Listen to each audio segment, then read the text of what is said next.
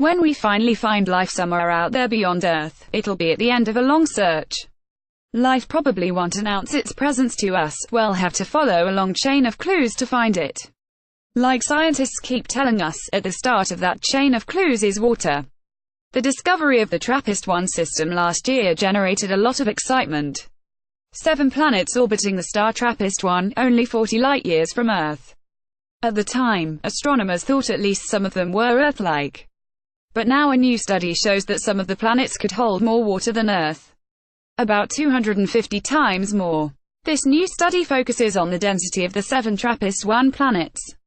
Trying to determine that density is a challenging task, and it involved some of the powerhouses in the world of telescopes.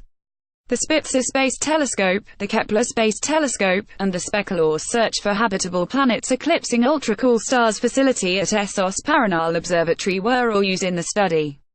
This artist's impression shows several of the planets orbiting the ultra-cool red dwarf star TRAPPIST-1. New observations, when combined with very sophisticated analysis, have now yielded good estimates of the densities of all 7 of the Earth-sized planets and suggest that they are rich in volatile materials, probably water. Image, ESO, EM. Core meta in this study, the observations from the 3 telescopes were subjected to complex computer modeling to determine the densities of the 7 TRAPPIST planets. As a result, we now know that they are all mostly made of rock, and that some of them could be 5% water by mass. Earth is only about 0.02% water by mass. Finding the densities of these planets was not easy. To do so, scientists had to determine both the mass and the size.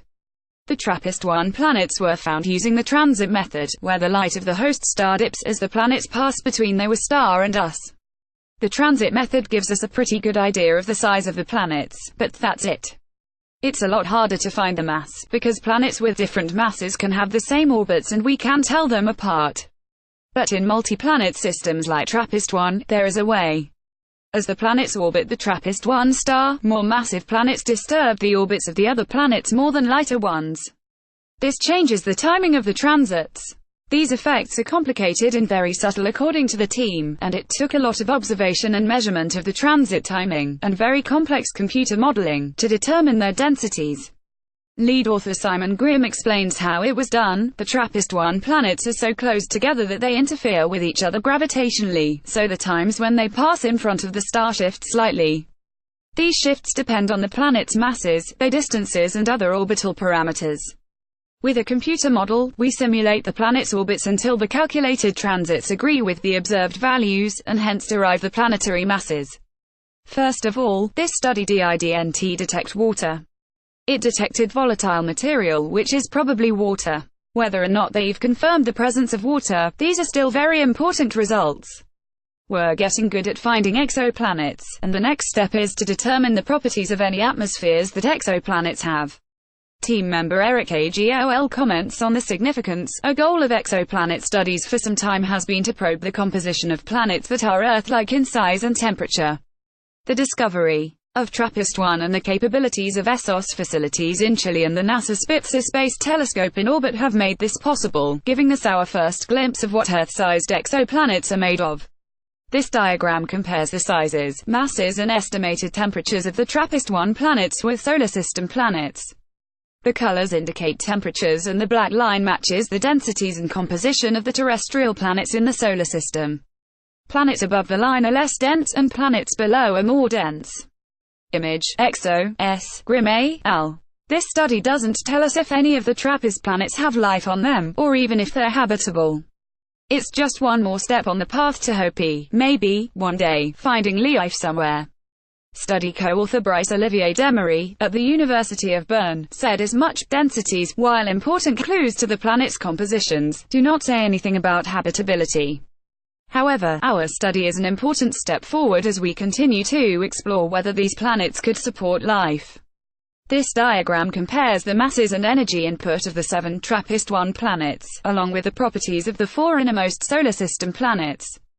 Image, NASA, JPL Caltech. This is what the study determined about the different planets in the TRAPPIST system. TRAPPIST-1b and 1c are the 2 innermost planets and are likely to have rocky cores and be surrounded by atmospheres much thicker than Earth's. TRAPPIST-1d is the lightest of the planets at about 30% the mass of Earth. We're uncertain whether it has a large atmosphere, an ocean or an ice layer. TRAPPIST-1e is a bit of a surprise. It's the only planet in the system slightly denser than Earth. It may have a denser iron core, and it does not necessarily have a thick atmosphere, ocean or ice layer. TRAPPIST-1e is a mystery, because it appears to be so much rockier than the rest of the planets. It's the most similar to Earth, in size, density and the amount of radiation it receives from its star.